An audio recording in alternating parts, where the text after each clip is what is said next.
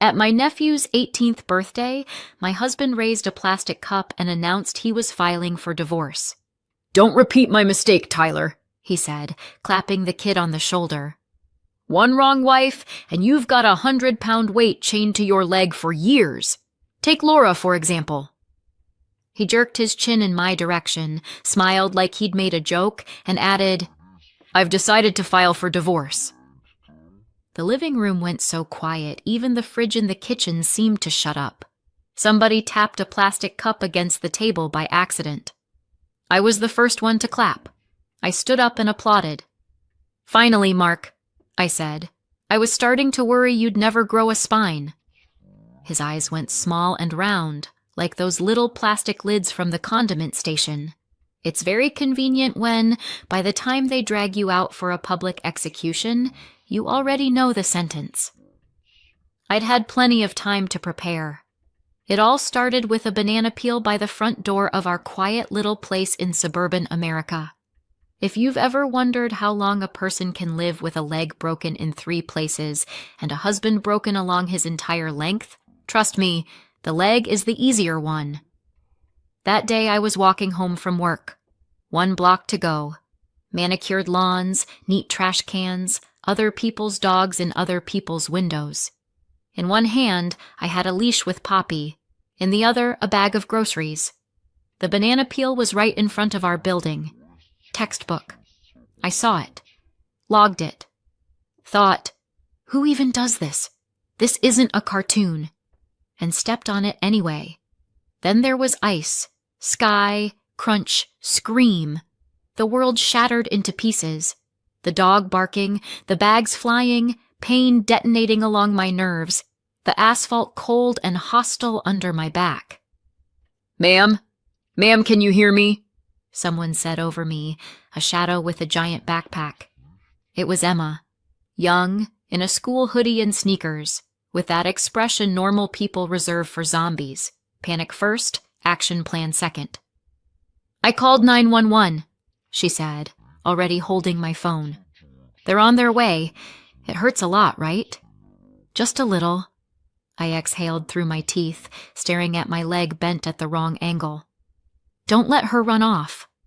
Her was Poppy, a brown dachshund with show dog bloodlines, officially registered as Hidden Meadows Princess Poppy and unofficially registered as the only sane investment I'd made in my life. Right now she was tearing around the lawn, screaming at the universe. "I've got her," Emma said, catching the leash. "Who should I call?" "My husband. Mark. Speed dial, first button." She tapped it. "Hello? Is this the wife?" she asked carefully. "Your wife fell by your building. We're about to go to the hospital." I could hear his voice even without speakerphone. "Yeah, sure. Next you'll tell me I need to wire money to the sheriff's office. Kid, you gotta come up with something more original." "Sir, this isn't a prank," Emma said, offended. "She can't get up. I'm gonna hand the phone to a paramedic." "Kid, hang up," my husband answered. "I'll call Laura myself." He didn't. The ambulance got there fast. You don't really appreciate American healthcare until they're loading you into it on a stretcher in front of your neighbors while your dog screams like you're dropping her off at a kill shelter. By the entrance, Gail appeared, my neighbor from the 3rd floor, owner of a tiny cafe and a pug named Frankie. "Is that Laura?" she asked when she saw Poppy. "That's her dachshund. I know them." The paramedic was already undoing the leash. "You her neighbor? Can you take the dog for a bit?" "Of course, and I'll text her mom. She comes into the cafe sometimes." "Don't text my mom," I mumbled through the morphine. "My mom already gets enough. Just, Poppy." "Don't worry, Poppy's about to live a better life than you," Gail assured me, expertly scooping up the dog. "Frankie and I got this." That's how Poppy moved in with the neighbor, and I moved into the trauma unit at County General Hospital. I didn't see my husband until I was already there. They wheeled me into a room late that night, cast on the leg, bandages on my arm, head full of fog. In the corner on a folding chair sat my mom, Linda. Next to her was my stepdad, Gary, with that calm, solid look on his face I'd once hated so much it made me move out. Too stable. Too reliable. "Well, hi," Mom said, wiping her eyes. "You really picked the least budget way to take a day off." "You could have just emailed your boss and said you broke your leg," Gary nodded. "But yeah, the banana has flair." I smirked. It hurt. Mark walked in half an hour later. "Oh, you're awake," he said, like he'd been expecting the opposite. So, how are you?" "Fantastic," I said. "Doctor says I'll be ready for the Olympics in no time." Mom shot him the look people use when they find a roach in their salad. "We thought you'd come straight to the ER, she said. "I was busy," Mark shrugged. "We were just about to head out to the lake with my parents. I figured it was one of those scam calls. You know, your relatives had an accident, send money." "It is surprising they never call you," I said. "You've got experience." He pretended not to hear that. "The doctor said you're gonna be here a while," he went on, staring at his shoes. "Well, it's fine. I can get you something on DoorDash." "Mark," Mom set her cup down very gently, very firmly. "She's going to need clothes, chargers, towels, books. You can run home and bring them, right?" "Right now?" He sounded genuinely shocked. "We're already supposed to head out early, beat traffic, and I thought you'd stay with her." That was the moment something inside me went deaf. I lay there under an IV, tubing in my vein, a stranger's hand wrapped around mine, and it still hurt less than that line. "I thought you'd stay with her." Mom looked at Gary. "I'll go," he said. "You stay here. Mark, it's not hard to swing by the hospital on your way, right?" "Well, fine," my husband agreed, like I'd asked him to donate a kidney. "Only my car keys are at Mom's. She's driving tomorrow." "I'll give you mine," Gary said. "You're a big boy. You'll manage." Mark looked at him the way my nephew Tyler looks at algebra, and left. I slept through the first day. Then came the petty domestic wars. Mark showed up the next afternoon with a single t-shirt, a charger, and a 3-year-old magazine. "You wanted a book," he said. "I wanted my books," I said, "and slippers, and a real set of pajamas." "Well, I didn't know where you keep things." "In the closet, where humans usually keep clothes." "I didn't want to go through your stuff," he said, offended. "That's personal." Apparently the only personal thing in his world was his time and that lake trip with his parents. Meanwhile, Gail was texting me photos of Poppy. In one, Poppy was curled in a pretzel on the couch next to her pug. In another, she was on a little rug by a cafe table with the proud face of "I work here now." The texts came with messages. "Emma stopped by, brought Poppy a toy. Don't stress, we've got this covered." That's how I learned the schoolgirl's name was Emma, that she lived in the next building, that she had a little brother named Timmy and a mom named Natalie who swung by Gail's cafe after her shift. In the same stretch of time, my husband managed to text me once. "Mom's asking if you mind if we still go to the lake. Everything's paid for." I wrote back that I didn't mind anything at all, on account of lying in a hospital bed with a cast and opiates, and filed the question away. When they discharged me, I didn't go home alone. My mother delivered me. "Gary and I will take turns coming over," she said, "and Emma already volunteered to help walk Poppy." Mark met us at the apartment door like someone caught home in his underwear. "Oh, you're here already," he said, eyeing the crutches, Mom the bags. Come on in." The place was clean. Suspiciously clean. "You cleaned?" I asked. "Mom dropped by," he admitted. "Wasn't a big deal for her." Of course. Nothing was ever a big deal for his mom if it meant she could end the conversation with, "What would you do without us?" Her name was Brenda. She was the type of woman who says, "I don't butt into your life," while openly discussing how many kids you should have and when. Once upon a time, she'd been the one to explain that Mark was quite a catch. "You're 28 already, Laura," she'd said at some family dinner back when we were just dating. "Good man, stable job, his own car, none of that nonsense. Don't let him get away." I was, objectively, also quite a catch.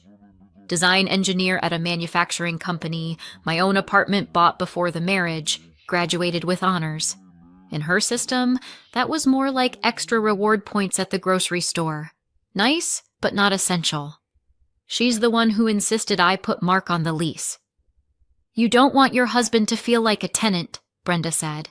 "You're a family. Everything should be 50-50. Back then, it sounded reasonable. Now I looked at my crutches propped by the wall and thought that next time I'd sign anything she wanted, as long as it wasn't a lease. Living with a cast and a husband whose favorite phrase is "you're home anyway" is a special kind of extreme sport. Mark would get up in the morning, turn on the TV, drink his coffee, and say, "I'd help you with breakfast, but I gotta get to work." He'd come home at night, sit down at his computer and say, "I'd go get groceries, but you're home all day anyway. You can just order." Sometimes he'd throw in, "Well, I can take the trash out if you want." Against that backdrop, the people who actually showed up for me looked almost cartoonish. Mom and Gary, bringing food, helping me shower, hauling water. Gail, taking Poppy on walks, bringing me coffee from her cafe.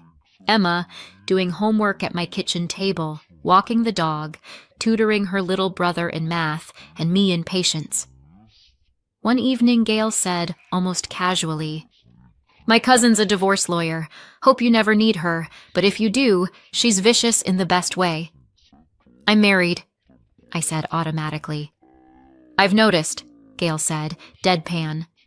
"That's why I mentioned it." I laughed then. Back then. Brenda and Martin didn't drop by often, but when they did, they made it count. "Laura, you have to understand, it's very hard on Mark right now," Brenda would say, looking at me like I'd broken my leg on purpose just to ruin their plans. "He's always running between home and work." Between the couch and the fridge, I wanted to say. I didn't. "And also," she'd go on, "we've got a big date coming up. Tyler's turning 18. We rented a lake house. You'll be walking by then, right?" "On crutches?" "Sure," I said. "Oh, then it's fine," she said brightly. "It's just family. Nobody's going to judge." No one would judge, no.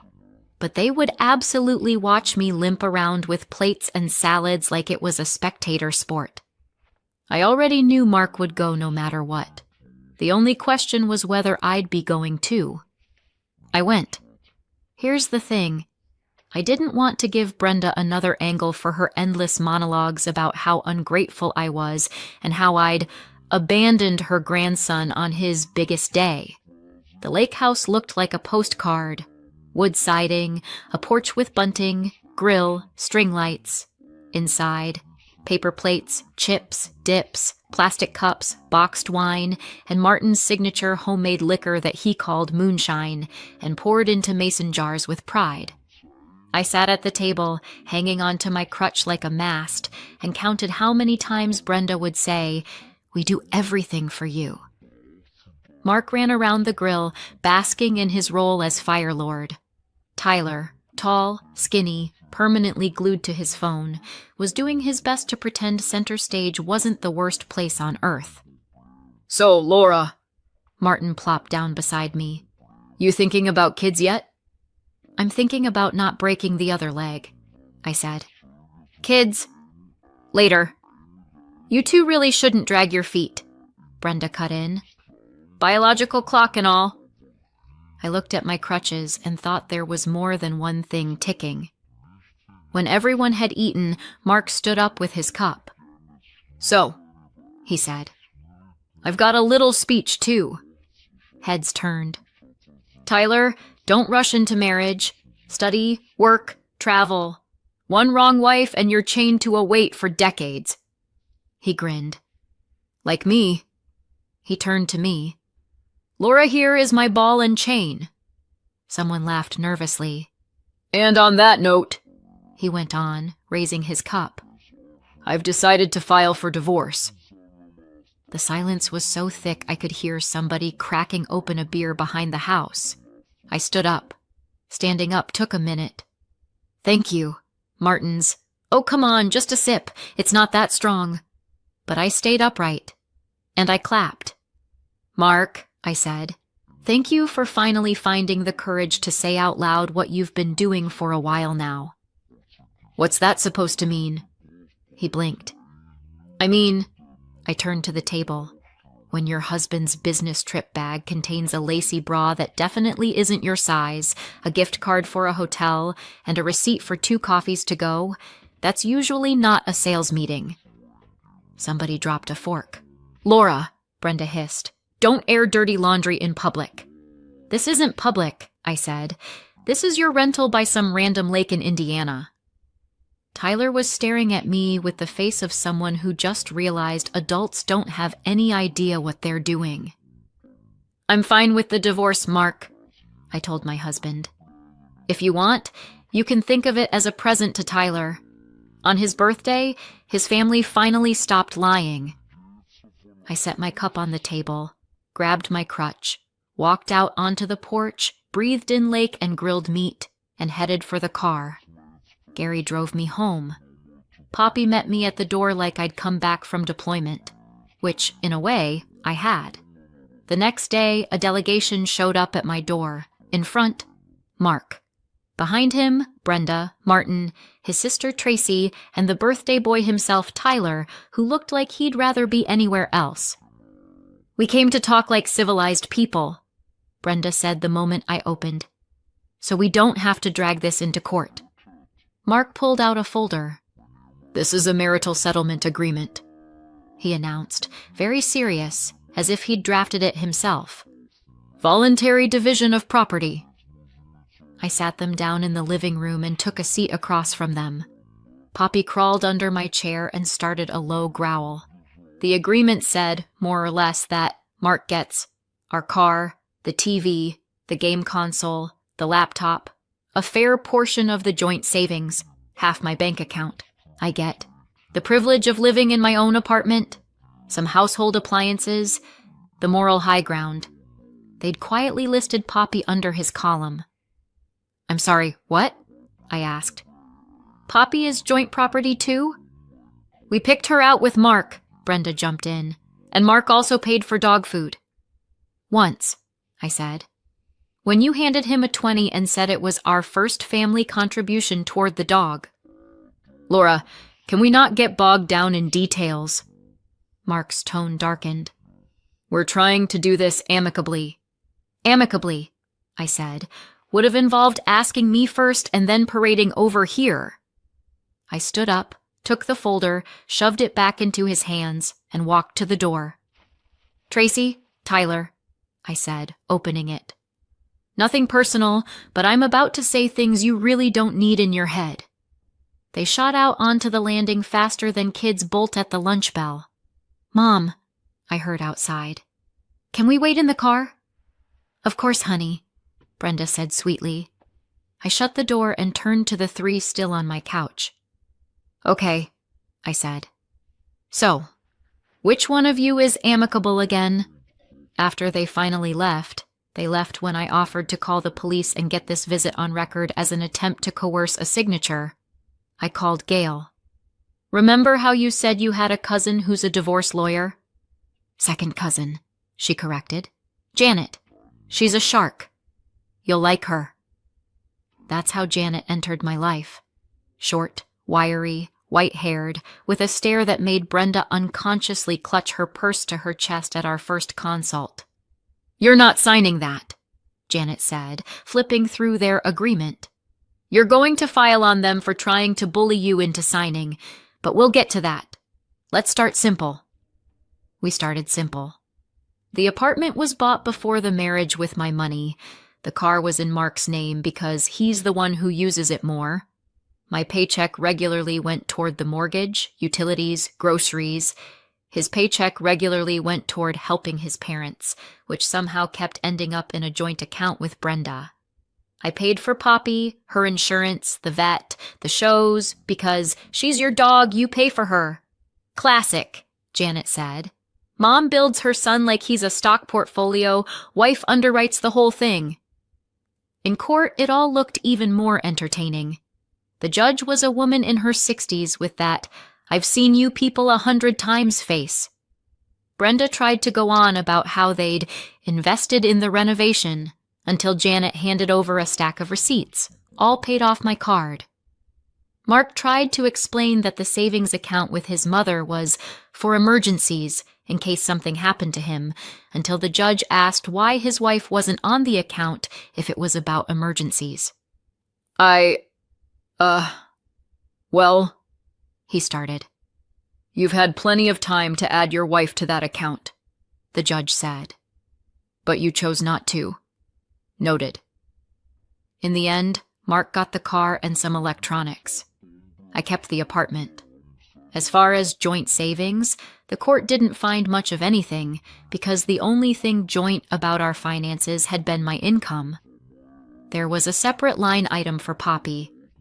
"A dog acquired during the marriage," the judge read, "was in fact financially supported by the wife. Considering the animal's health, attachment, and both parties' schedules, the court finds it reasonable to grant custody of the dog to Mrs. Bird." Mark flinched. I thought at least we'd share the dog. "She's not a TV," the judge said. "You're welcome to visit her by mutual agreement, if Mrs. Bird finds that appropriate." I did not. Janet insisted we draft a separate document stating that Poppy belongs solely to me, and Mark has no right to remove her under any circumstances. He signed. The car and his pride mattered more. I only knew about his new life because there's a limit to how much you can avoid knowing. My old boss mentioned, very casually, that Vanessa, the admin we had at the front desk, is living with Mark now. I knew Vanessa on a superficial level. Long blonde hair, long nails, endless selfies, and a habit of saying, "I'm doing everything around here," while Denise, our supervisor, quietly did 90% of the actual work. According to Tracy, whom I occasionally ran into in the dairy aisle, Vanessa's plan looked like this. "We're gonna move into a bigger house. Mark's buying me a car. We'll have a pool." Reality looked like a tiny rental by a busy road, and the old sedan Mark had fought so hard to keep in court. "She complains all the time," Tracy whispered, standing between the milk and the yogurt. "Says Mark promised her a big life, but he keeps having money problems." Some people have money problems. Some have memory problems, like forgetting that money doesn't grow out of the word promised. It grows out of the word worked. I genuinely did not care. My life, unexpectedly, had its own thing going on. Mom and Gary helped rearrange the apartment to fit how I actually lived. Gail roped me into doing some remote admin work for her cafe while I eased back into my old job. Emma got into college, kept working part-time for Gail, and still swung by to check on Princess Poppy. Dana, a grad student from our dog park crew, taught Poppy a few tricks. Colin and Paula brought thermoses and gossip to the park, so I stayed fully updated without even opening Facebook. And suddenly, without Mark, there was more air in the apartment, more laughter, more people who showed up just because, not because his mother needed to inspect whether I was turning her son against the family. On New Year's Eve, the real one, not the "my life will totally change this fall" one, I was baking cookies. Poppy sat under the table, making very sure humanity didn't drop anything important. Mom and Gary were due around 8. Emma had sworn she'd drag Timmy over for the ball drop, which in our case meant watching Times Square on TV. Someone rang the bell. I checked the time. 7:30. "We're early," I called, opening the door. "The cookies are still warm, but—" Mark was on the threshold. He was holding one of those giant gift baskets people win at office raffles: coffee, cookies, a bottle of wine, some kind of sausage. "Hey, Laura," he said. "Happy New Year, early." Poppy came out from under the table, looked at him, and growled. Not loudly, just enough to make her point. "Can I come in?" he asked. "Why?" I asked back. He shifted from foot to foot. I wanted to talk. I just looked at him. Somewhere in the last Christmas-New Year stretch, he'd been living with Vanessa, arguing, juggling bills, trying to figure out why the world hadn't formed a line to reward his effort. "I've thought it all through," Mark said. "I was wrong. About a lot. About almost everything. I'll sign whatever you want. Can we start over?" "Start over?" I repeated. "Yeah." He tried to smile. "Fresh start." I glanced over his shoulder. Same old hallway, same front door, same welcome doormat. Only now I knew that fresh start in his language meant flipping to a blank page without reading the previous one. "Mark," I said. I had to break my leg to finally read what was written on page 1. He blinked. "I'm not interested in reruns," I went on. "Not the leg, not the page." I took the basket and handed it back to him. "This isn't about being mad," I added. "You really did set me free when you announced that divorce. I'd be an idiot to voluntarily chain that weight back onto my leg." Behind me, keys rattled in the lock. "Laura, we're a little early. We thought—" Mom stepped into the hallway, saw Mark, and wiped the smile off her face. "Oh, we on time?" Gary asked, eyeing the scene. "Perfect timing," I said. I stepped back, but I didn't open the door wider. "Happy New Year, Mark," I said. "I genuinely hope next year you learn to tell the difference between people who love you and people who use you."